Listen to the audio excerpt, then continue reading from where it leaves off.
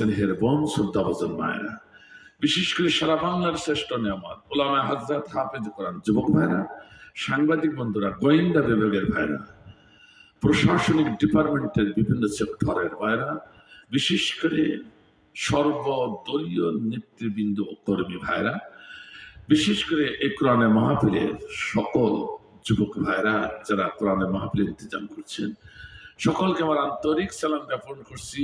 আসসালামু আলাইকুম ওয়া রাহমাতুল্লাহ। মাইকেলা ভাই, ডিলে মিক্সে যা আছে সব ছাড়ো, আর হাতে রাখা যাবে না, কণ্ঠ ভাষা উঠাই নেন। আলহামদুলিল্লাহ আমার ভাইরা, কোরআন এবং হাদিস থেকে আপনাদের সহযোগিতা পেলেই শুধুমাত্র একমাত্র মহাগ্রন্থ আল কোরআনের একখানা আয়াতের পরে যৎসামান্য তাফসীর পেশ করার চেষ্টা করবে ইনশাআল্লাহ। ইনশাআল্লাহ। সভাপতি সাহেব যে ভাষণ দিয়েছেন, আলোচনা শেষ। আর এর আগে তো মিজানুর রহমান দিয়ে গেলেন, আমি যা শুনলাম আর লাগে না। তবু যেহেতু এনেছেন দাওয়াত করে, সেহেতু কিছু কথা বলতে হয়। এর জন্য আমার ভাইরা, আপনারা সহযোগিতা করতে রাজি আছেন? ইনশাল্লাহ। জোর হন, আরো জোরে বলতে রাজি আছেন? আল্লাহ কবুল করুন, আমিন। রাস্তাঘাটে যে সমস্ত যুবকরা আমি দেখে আসলাম এখনো ঘোরাফেরা করছেন, যুবকদের বলবো, যুবকরা আসো কোরআনের মাহফিলে, কপালটা ভালো হয়ে যাবে। তো অনেক যুবক ক্লান্ত, কারণ 14ই ফেব্রুয়ারি থেকে টানা এ পর্যন্ত তারা ভালোবাসা দিবস পালন করছে, বৈশাখী মেলা পালন করছে। ঠিক কিনা ধরে বলুন। 14ই ফেব্রুয়ারি যে সমস্ত যুবকরা, তরুণরা ভালোবাসা দিবস পালন করে, আসলে মুসলমানের ইতিহাসে এটা ভালোবাসা দিবস নয়, এটা হলো বেহায়া দিবস। ঠিক কিনা? আপনার জরিপ করে দেখুন, ভালোবাসা দিবস যারা পালন করে, এরা মা বাবাকে খেতে দেয় না, পড়তে দেয় না, যেই বিবাহ করে মা বাবারে তালাক দেয় অধিকাংশ ছেলে। কাজে এটা ভালোবাসা নয়। ঠিক কিনা আমার ভাইজান? তারপর বৈশাখী মেলায় কি দেখলাম, নববর্ষ উদযাপন করেছে। হ্যাঁ, আমি নববর্ষকে স্যালুট করি। নববর্ষ ভাইরা যারা আছেন তারা আমার রাগ করেন, আমি নববর্ষকে স্যালুট করি। কিন্তু তার আগে বলতে হবে আপনি আমি মুসলিম। ঠিক কিনা? 3 কারণে আরবিকে ভালোবাসতে বলেছে রসুল। আমার ভাইজান, তো আরবিকে আমাদের ভালোবাসতে হবে। তো আরবি মাসও আছে নাকি? আছে না নাই? কথা বলেন না কেন? সে আরবি মাসের, সে আরবি বছরের প্রথম মাস কখন আসে কখন যায়, নাম কি তাও জানে না। ও যুবক, তুমি নববর্ষ পালন করেছো মুসলিম হয়ে, এতে আমার বাধা নেই। অমুসলিমরা পালন করেছে, তুমিও পালন করেছো, আমার বাধা নাই। তো তুমি যে মুসলিম, তোমার যে নববর্ষ আর একটা ছিল মুহররম মাস, তা কয়বার পালন করেছো? কতক্ষণ কেন? কাজেই আরবি মুহররম মাস তুমি একবার পালন করলে না, তোমার জন্য এই নববর্ষ পালন করা হারাম। কারণ আমরা যা দেখছি নববর্ষ পালন করতে, যে কি দেখলাম, ঠাকুর গায়ে দেখলাম এক লেকে যুবক আর যুবতীরা নেমেছে নববর্ষের মেলায়, লেকে নেমে গোসল করছে, স্কিন গেঞ্জি, হাফ স্কিন প্যান্ট। স্কিন বোঝেন তো, মানে গায়ের সাথে যা লেগে থাকে, তাও গেঞ্জি। এই কাপড়, গেঞ্জি কাপড় গায়ের সঙ্গে লাগা আছে, হাফ প্যান্ট। এই পরে ছেলে মেয়ে একসঙ্গে মেলা পালন করছে, সব লেকে নেমে এই একে অপরকে ধরছে। তো বলেন তো, এই যুবক যুবতী একবার কানাই কানাই যৌবনে ভরা, উতলি পড়ছে চতুর্দিকে, কানাই কানাই এই যৌবন নিয়ে যখন লেখে নেমে ডুবাডুবি করে একে অপরকে ধরছে, কোন জায়গায় ধরছে এবার বুঝি দেখেন। এ যদি বাবা মারা এখনো না বোঝেন, তার কবে বুঝবেন? এই জন্য সতর্ক হতে হবে। আর আগামী বছর কোন মুসলমানের সন্তান এই বৈশাখী মেলা পালন করতে পারে না, এটা হারাম। ঠিক আছে? একটু রাগ করলেন নাকি ভাই? আমার ভাইরা, এই জন্য সহযোগিতা করলে কোরআনের একখানা আয়াত ইনশাআল্লাহ। আওয়াজটা জোর দেখে মনে করেন না হুজুর রাজনীতি করছে। না, আমি রাজনীতি করবো কেন? রাজনীতি করলে এই এলাকার নেতৃবৃন্দ করবে, আমার সভাপতি সাহেব করবেন, আর যারা আছেন আমার ভাইরা আছেন এনারাই করবেন রাজনীতি। এখানে মেম্বারের একটা নমিনেশন পেপার সাবমিট করার আমার ক্ষমতা নাই, আমি কেন রাজনীতি করব? ঠিক কিনা? আমি বললে কোরআনের দুটি কথা বলবো, কথা বলেন ঠিক কিনা? কি আওয়ামী লীগ, কি বিএনপি, কি জাতীয় পার্টি, কি জামাত ইসলাম, কি তাবলিগ জামাত, কি পীর মুরিদি, কি ছাত্রলীগ, কি ছাত্র শিবির, কি আহলে হাদিস, কি আহলে সুন্নি, কি ওয়াহাবি, কি সালাফি, কি হানাফি, কি শাফি, কি হাম্বলি, কি মালিকি, কোন দলের পক্ষে বিপক্ষে আমার কোনো কথা নাই। কিন্তু অতীব দুঃখজনক সত্য, আমরা জাতিতে মুসলিম, আমাদের ধর্মগ্রন্থ আল কোরআন। কথা বলেন না কেন? না সন্দেহ আছে নাকি? আমাদের নেতা একটু ভালো করে বলেন, আমাদের বিশ্বনবী মুহাম্মদুর রাসূলুল্লাহ সাল্লাল্লাহু আলাইহি ওয়াসাল্লাম। বিশ্বনবী বললে অনেক আলেমরা আবার বেদাত বলছে, আসলে ওরে দাঁত নেই। কথা কন না কেন? অনেক আলেমরা বলছে নবীর বিশ্ব নেতা বলা যাবে না। এ পাগল কোথা থেকে এসেছে তা আল্লাহই ভালো জানে। আমার ভাইজান, এই নবীর বিরুদ্ধে, এই কোরআনের বিরুদ্ধে যদি কেউ কথা বলে, সে যদি বড় মুফতি হয়, বড় মুহাদ্দিস হয়, বড় নামাজি হয়, বড় হাজি হয়, বড় খতিব হয়, বড় পীর হয়, ও যে কোন দলের নেতা হোক না কেন, আমরা একটি মুসলিম তাকে ছেড়ে কথা বলতে পারি না। এর নাম কিন্তু রাজনীতি নয়, এর নাম হলো কোরআন নীতি, হাদিস নীতি। আমরা রাজনীতি বুঝি না, কোরআন নীতি হাদিস নীতি ছাড়ি না। একমাত্র আপনার একমাত্র এই যে কথা বেরোচ্ছে না কেন, কি হয়েছে ভাই? আর মুখ বন্ধ করে বসে থাকার সময় নাই, মায়ের খাওয়া শুরু হয়েছে। ফিলিস্তিনি মুসলমান মনে করছে আমারে কেউ কিছু বলবে না। আপনি যে ফিলিস্তিনের মতো হবে কিনা আপনি কি ভেবেছেন একবার? কিন্তু প্রতিবাদ মুখর যদি না হন, প্রতিহত যদি না করেন, আপনারও মায়ের খাওয়া লাগবে, ঠিক না? এই জন্য রাসূল করিম সাল্লাল্লাহু আলাইহি ওয়াসাল্লাম বলেছেন, এই যত কোরআনের মাহফিলে এসে যারা কোরআনের পক্ষে, হাদিসের পক্ষে, ন্যায়ের পক্ষে, সুবহানাল্লাহ, আলহামদুলিল্লাহ, আল্লাহু আকবার, যারা স্বতঃস্ফূর্তভাবে জবান দিয়ে বলতে চায় না, মুখটা বন্ধ করে যারা হুতুম বেচারার মতো বসে থাকে, আমার রাসূল বললেন, হে উম্মতে মুহাম্মাদি, ডাইনে বামে সম্মুখে লক্ষ্য করে দেখো, যেটা মুখ বন্ধ করে বসে আছে ওটা আমার উম্মত না। আস-সাকিতু আনিল হক কান্না শাইতানিল আখরাস, ওটা হলো এই সমাজের বুবা শয়তান। এইবার পারলে মুখ বন্ধ করে বসেন, বুবা শয়তানের বাড়ি ফিরতে হবে। এজন্য আমার ভাইরা যতক্ষণ থাকবেন অন্তত আওয়াজ দিন কোরআনের পক্ষে, ন্যায়ের পক্ষে, হাদিসের পক্ষে, ঠিক কিনা? নসিবটা ভালো হয়েও যেতে পারে।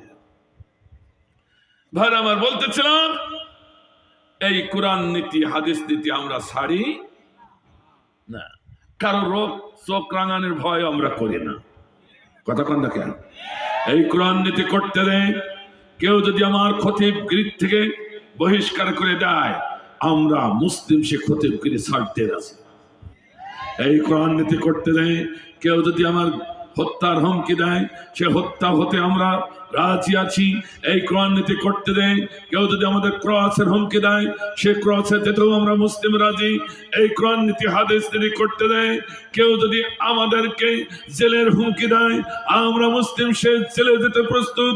এই কোরআন নীতি হাদিস নীতি করতে দেয়, কেউ যদি আমাদের ফাঁসির হুমকি দেয়, আমরা কোরআনের সৈনিক, আমরা রাসূলের সৈনিক, আমরা হাসি মুখে ফাঁসির মঞ্চ মানতে রাজি আছি। কিন্তু কোরআন এবং হাদিসের বিরোধিতা যদি কেউ করে, আমরা তাকে ছাড়তে রাজি না। প্রয়োজন হলে বাংলার জমিনে তাদেরকে প্রতিহত করব। কারা কারা রাজি আছে? দুহাত আল্লাহ তাআলা উঠায়।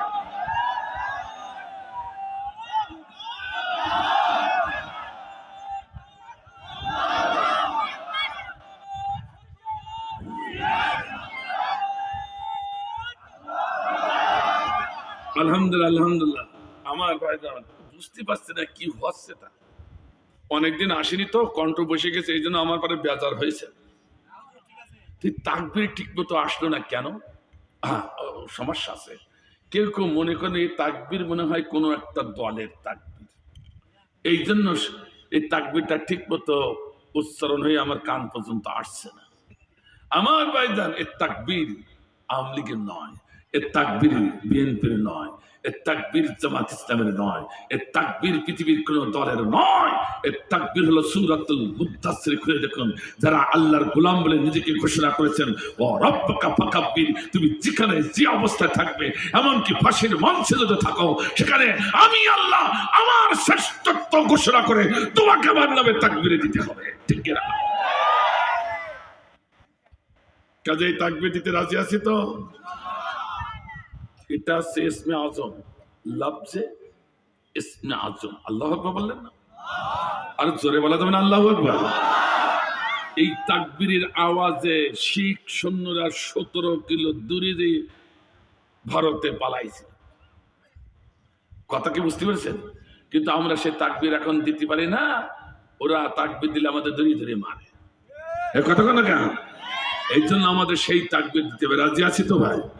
এ কথা বলেন, আসতে বলেন, জোরে বলেন, ঠিক আছে কিনা আমার ভাইজান? এর জন্য খুব সাবধান, অল্প সময় বিস্তর কথা শুনতে হবে, খুব বিস্তর কথা। আমি কয়টা কথা বলবো, অনেকদিন আসে নাই, কোনটা বলি কোনটা কি করি ভেবে পাচ্ছি না আমার ভাই। এই জন্য নিয়তটা সই করে নেন। কোন দলের মানসিকতা মতামত মাথায় নিয়ে এখানে বসা যাবে না। এই কথা কন না কেন? ঠিক তো কয়জনে বললেন, আরগুলোর ব্যায়াম ধরিয়েছে নাকি? আমার কাছে আন্দাজে কোনো আলোচনা পাওয়া যাবে না। যখন যা প্রয়োজন তখন তাই দেব। কার পেটের পথ দেখালো, পিঠির পথ দেখালো, ঘাড়ের পথ দেখালো, বুকের পথ দেখালো, ও দেখার সময় আমার নাই। কোন দলের ম্যান্ডেট নিয়ে কোরআনের মাহফিলে বসলে সে হিদায়াত পাবে না। একমাত্র ম্যান্ডেট দিতে হবে আপনাকে, আমি আল্লাহর গোলাম, আমি আল্লাহর দলের লোক, আমি কোরআনের পক্ষের লোক, ঠিক না?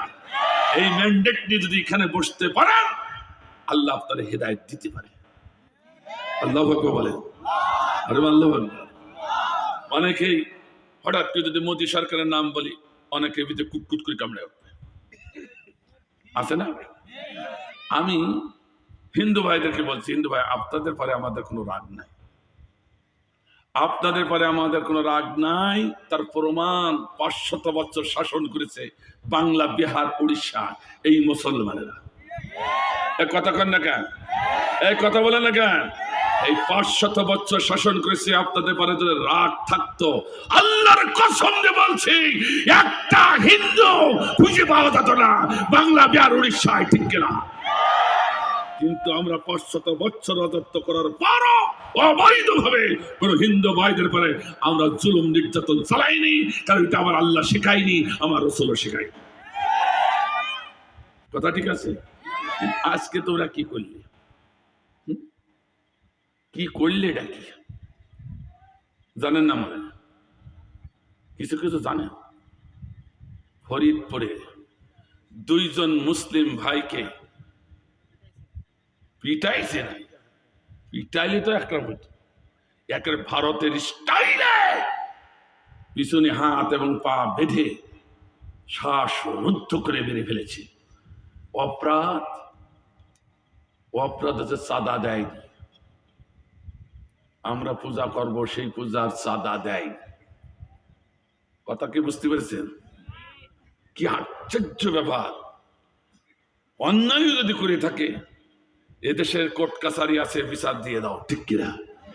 কিন্তু এইভাবে ভারত স্টাইলে 2 জন মুসলমানকে, 2 জন যুবককে এইভাবে হত্যা করলে, ওই এক মার 2টি সন্তান, সে মাটা কেঁদে কেঁদে রাস্তায় হাহাজারি করে বাঁচছে। আমাকে আর মা বলে কে ডাকবে? ও মুসলিম জাতি, এটাকে সজাগ হতে হবে। এই মারার পরও আমার হিন্দু ভাইরা, আপনাদের সকলকে ভালোবাসি, কিন্তু যারা আপনাদের ভিতরে কুলাঙ্গার তাদের ভালোবাসি না। কথা বলেন না কেন?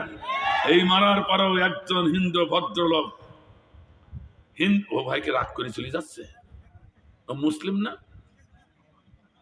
না জরুরাতের জন্য কোন মুসলিম উঠতে পারে না কোরআনের কথা শুনে, ইল্লা জরুরাত, শরিয়াতে জরুরাত যার আছে, পোশাক পায়খানা আদাস। যে কোরআন ভালো লাগছে না, হক কথা ভালো লাগছে না, যেটা উঠবে টাটকা মুনাফিক। প্রমাণ দিয়ে দিবেন একটু পরে, একটু অপেক্ষা করে। এমনি আসি নাই। আমার ভাইরা, এই যে হিন্দু ভাইদেরকে বলবো, তোমরা কি কাজটা করলে? সে বলল যে আমরা কেবল অভিযান শুরু করেছি ফরিদপুর থেকে, এইভাবে চলবে গোটা বাংলাদেশ। নাউজুবিল্লাহ বলে, তোমরা এইভাবে গোটা বাংলাদেশ ব্যাপী চালাবা, আর আমার দেশের যুবকরা, মুসলিম যুবকরাকে বসে বসে তামুক কাটবে। কথা কন না কেন, কথা কন না কেন? এদেশের মুসলিম যুবকরা যদি একবার খেপে যায়, একবার যদি জেগে যায়, কারণ এরা ধৈর্য ধারণ করছে, এরা মুসলিম, কিন্তু এক নয় দুই নয়, বারবার যদি এরকম জুলুম করো, নির্যাতন চালাও, এখনো যদি সতর্ক না হও, 95% মুসলমানের দেশে এই ভারতের স্টাইলে, সেই আদিকালের স্টাইলে এদেশের মুসলমানদেরকে হত্যা করবে। আর এদেশের যুবকরা বসে বসে দেখবে না। এরা যদি একবার বিস্ফোরণ শুরু করে দেয়, একবার যদি রাস্তায় নেমে যায়, পালাবার জায়গা তোমরা পাবা না। একটু রাগ করলেন? আমার মোদী সরকারের রাগ কথা বললে তোমার এত রাগ হয় কেন? কেন রাগ হয় বল? মোদী সরকার এখন ফিলিস্তিন আর ইসরায়েল যুদ্ধ বেঁধেছে, কথা কন না কেন? ফিলিস্তিন মুসলিম আর ইসরায়েল ইহুদি, ঠিক কিনা? কথা বলেন ঠিক কিনা? কত অবৈধ জালুয়া, কথা বল।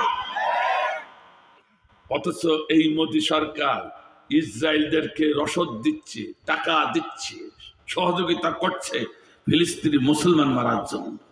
আহা হা হা আহ, সেই মোদির কথা বললে তোমার কষ্ট লাগে?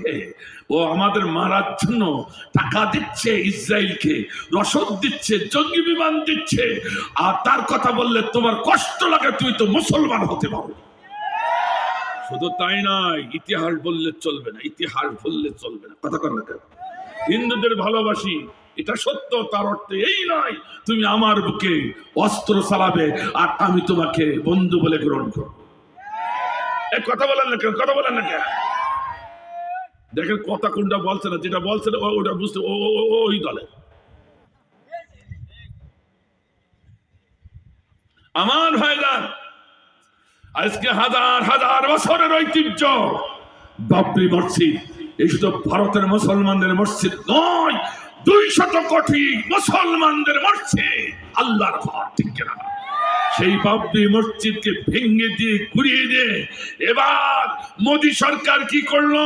সারা পৃথিবীর থেকে বড় বড় নেতাদের ডেকে এনে রাম মন্দির করে শোডাউন করে 200 কোটি মুসলমানদের বুকে ছোড়া মেরেছে।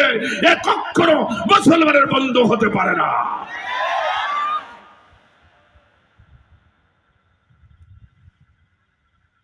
ওই বাঁশবাগানে চিল্লাচিল্লি করছে, এদিকে এসে মারবে না ওরা।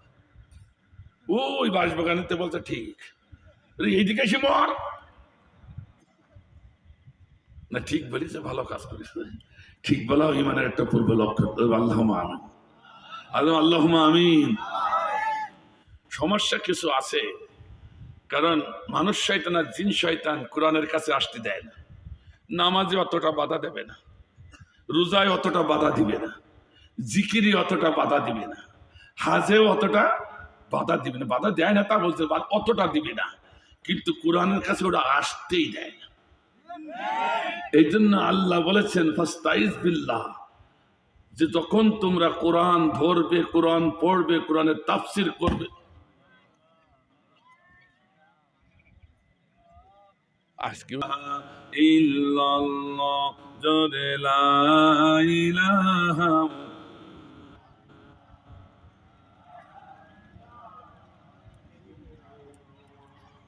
লা ইলাহা জোরে লা ইলাহা। আল্লাহ তুমি দয়াময় করুণা ঘেরা, আল্লাহ তুমি দয়াময় করুণা ঘেরা।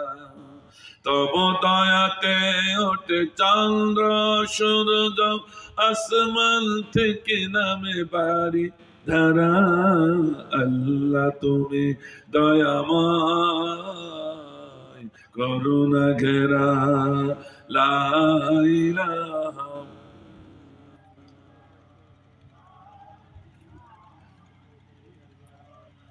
লা ইলাহা ইল্লাল্লাহু মুহাম্মাদুর রাসূলুল্লাহ সাল্লাল্লাহু আলাইহি ওয়াসাল্লাম। প্রিয় ভাইরা, যুবকরা যারা আছে তারা জানে আমার কণ্ঠে গজল শুনবে। কণ্ঠ তো বসা, পঞ্চগড় থেকে আসছি, উত্তরবঙ্গে ছিলাম, এই জন্য অত্যাধিক গরম, ঘাম, ঠান্ডা, এতে করে এমন অবস্থা। গাড়ি যা আছে এসি, এসি না চালালে মুখ পুড়িয়ে যায়, দিনের বেলায় চলবো কি করি অবস্থায়। আলহামদুলিল্লাহ, আমার ভাইজান বলতেছিলাম যারা বাইরে গেছেন হাজত মেটাবার জন্য চলে আসুন দ্রুত। হ্যাঁ, তসবির দানার মতো কথাগুলো যে একটা বাদ পড়ে যায়, আপনি মিলাতে পারবেন না, শেষে আমার গালাগালি করবেন, বুঝলেন? হুজুর রাজনীতি করে গেছে, এই করবেন। এই জন্য সকলকে বলবো আসুন, দ্রুত আসুন। আমার ভাইজান যে কথা বলছিলাম, এই জন্য কোরআন পড়া খোলার সময় পড়ার আগে, তাফসির করার আগে আউযুবিল্লাহ পড়া ওয়াজিব, কিন্তু অন্যান্য ইবাদাতে এই আউযুবিল্লাহ পড়া লাগে না। কথা বুঝতে পেরেছেন? তার মানে এত গুরুত্ব দিচ্ছেন কে? আরো ধরে বলেন কে? কেন গুরুত্ব দিলেন একবারও তো ভাবলেন না? এই জন্য গুরুত্ব দিয়েছেন, শয়তান এই জায়গায় লাগে, কারণ কোরআনের কাছে শয়তান আসতে দেয় না। কোরআনের কাছে যদি কোনো মানুষ যায় তো মানুষটা হৃদায়ত পেয়ে যায়, আল্লাহ বলেন। আর ওরা যদি হৃদায়ত পেয়ে যায় তাহলে আমাদের নেতৃত্ব কর্তৃত্ব আর থাকবে না। ওরা নামাজ পড়লে রোজা রাখো, ওতে আমাদের কিছু আসে যায় না। কথা বলেন ঠিক কিনা? কথা বলেন ঠিক কিনা? এই জন্য দেখবেন কোরআনের মাহফিলে যত বাধা, কথা কন না কেন? এই যে হিন্দু ভাইরা, অবশ্যই তারা পুজো পার্বণ করছে, করুক, অবশ্যই আমরা তাদের সহযোগিতা করব, কথা বলেন ঠিক কিনা? কিন্তু এইরকম মাহফিল 5টা পিলাস করলে যে খরচ, ওরা এক পুজো সেই খরচ, বড় বড় প্যান্ডেল করে। আর বক্সের কয়টা বক্স, ওই 3টে, ওরা 8টা 10টা করে নিয়ে এসে বক্স, বুঝতে পেরেছেন? তাহলে কত খরচ করে। কিন্তু তাদের পারমিশন নেওয়ার জন্য থানায়ও যাওয়া লাগে না, নেতার কাছেও যাওয়া লাগে না। কথা কর না কেন? কিছু বোঝেন না? অথচ 95% মুসলমানের দেশে মুসলিম নেতা পায়ের জুতা ক্ষয় হয়ে যায় নেতাদের কাছে আবেদন করতে করতে, থানায় যেতে যেতে আমাদের দিন শেষ হয়ে যায়। এক কোরআনের মাহফিল করতে যে এই অবস্থা, তাহলে বোঝা গেল এরা আসলে কোরআনের পক্ষের নেতাও না, প্রশাসন। ঠিক আছে? একটু রাগ করলেন নাকি ভাই? আমার ভাইজান, আসুন সেই কোরআনের কাছে চলে যাই সরাসরি। আউযু বিল্লাহি মিনাশ শাইতানির রাজীম। বিসমিল্লাহির রহমানির রহিম।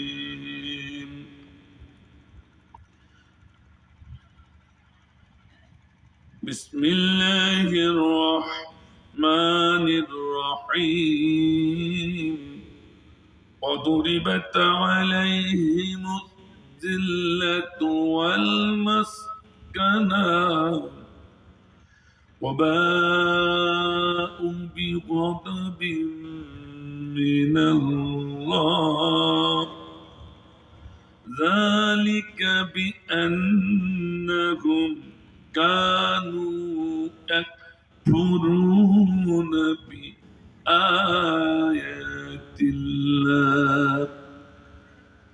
بآيات الله ويقتلون بغير الحق ذلك بما عصوا وكانوا يعتدون। সাদাকাল্লাহ। সূরাতুল বাকারা 61 নম্বর আয়াতের কিছু অংশ। ইনশাআল্লাহ এতটুকু সহ্য করার ক্ষমতা আছে কিনা দেখা যাক, ইনশাআল্লাহ। আমার ভাইজান সবাই সহযোগিতা করতে রাজি আছেন তো? কারা কারা রাজি আছে দুখানা হাত আল্লাহ দরবারে দেখায়। এমন একটা তাকবীর দিব যে তাকবীরের আওয়াজে মুনাফিক যারা আছে ছুটে পালাবে, মুমিন যারা আছে কোরআনের মাহফিলে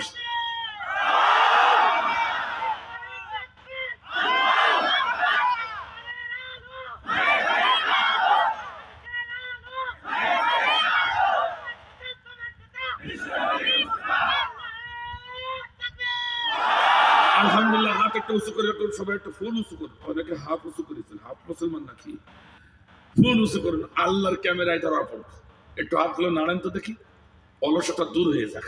আলহামদুলিল্লাহ আলহামদুলিল্লাহ, ফুটান্ত গোলাপের মতো দেখায়, আল্লাহ কবুল করুন।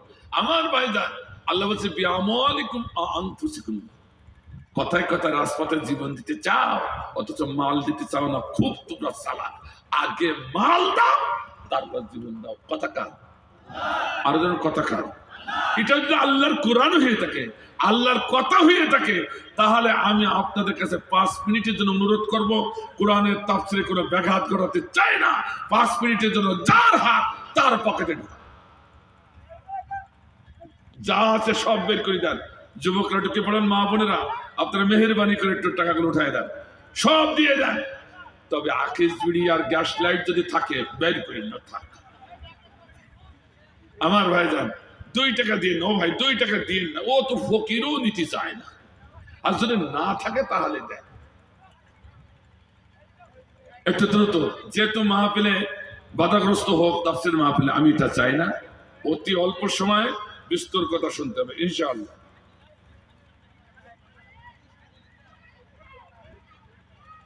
মেহবুবা, অপারেটর ভাই বক্স কই, অপারেটর গেল কই, ডিজে ডিজে কণ্ঠ নেই, এটা কি করবো? আমার দেশের যুবকরা তরুণরা ডিজি গানের পাগল, ডিজি গানের পাগল, সব সংস্কৃতি, অবৈধ কপত কপতিদের প্রেম নিতে ডিজে ডিজে। এরা বৈশাখী মেলায় বাজাইছে, 14ই ফেব্রুয়ারিতে বাজাইছে। এই জন্য ওই যুবক ওই তরুণদেরকে বলবো, তরুণরা ফিরে আসো ইসলামী ডিজির কাছে। আমি গীতিকার সুরকার, আসো এই ডিজির কাছে। এই ডিজিতে অবৈধ কপত কপতি নয়, এই ডিজিতে রয়েছে আল্লাহ এবং আল্লাহ রসুলের প্রেমের কথা। আল্লাহ আকবার, আর আল্লাহ আকবার। বাংলা কন্টেন্ট বলি আর টাকা দিতে থাকে, অসুবিধা হচ্ছে ভাই? মেহবুবা, বাড়ি পড়বে কিন্তু, তো খুদা কা প্যার হোগা, महबूबा महबूबा तो खुदा का प्यार होगा, माशुका माशुका तो राजू का प्यार होगा। मैं तेरे को दोरात में, मैं तेरे को दोरात में, दिल मेरा आशिक होगा। महबूबा महबूबा तो खुदा का प्यार होगा, माशुका माशुका तो राजुल का प्यार होगा। खूबसूरत हो तेरी जहाँ आंखों में दिखना चाहा, खूबसूरत हो तेरी जहाँ आंखों में दिखना चाहा।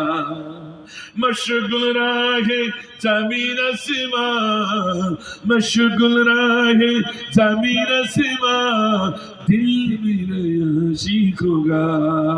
महबूबा महबूबा तो खुदा का प्यार होगा। চিল্লাই বলি মারহাবা। মাঝে মাঝে হবে ভাঙ্গা কণ্ঠে ইনশা, প্যারোডি আছে, হিন্দি আছে, হামদ আছে, নাথ আছে, জেলখানার গানও আছে। ভাই আমার, সূরাতুল বাকারার 61 নম্বর আয়াত, আল্লাহ রাসূলিবাত আলাইহিমুস জিল্লাতু ওয়াল মাসকানা ওয়া বাউ বিগদাবিন মিনাল্লাহ। আল্লাহু আকবার। এই সূরাটা মহাগ্রন্থ, মহাবিশ্বের মহাবিশ্বয় মহাগ্রন্থ আল কোরআন, মহাগ্রন্থ আল কোরআনের 114টি সূরার ভিতরে অন্যতম দীর্ঘতম একটা সূরা। এই সূরার নাম হচ্ছে বাকারা। কি বললো? আরো জোরে বলেন